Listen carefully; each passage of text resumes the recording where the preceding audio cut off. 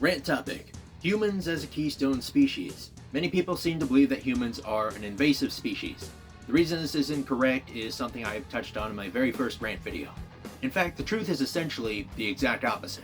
Humans are a keystone species, meaning that our actions are required for the survival of other species. In terms of the capability to shape the world around us and impact ecosystem functionality on a global scale, humans are the most important species on the planet.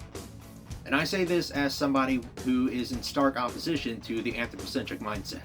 And the complication, of course, is that humans have free will, and thus are the only animals who have largely rejected or even outright rebelled against our ecological roles in favor of short-term gratification and perceived personal gain. However, it's important to note that not all humans are immersed in this, though all are susceptible. Such is human nature.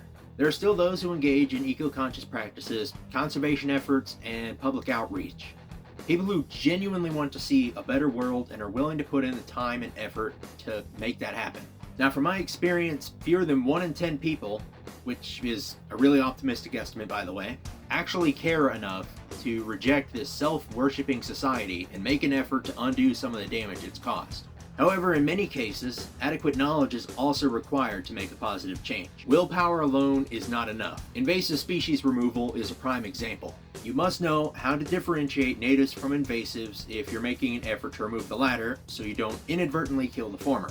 For beneficial practices pretty much anyone can do, I suggest picking up trash, prioritize buying from locally owned businesses, not raking or bagging leaves, and avoid using pesticides as much as feasibly possible.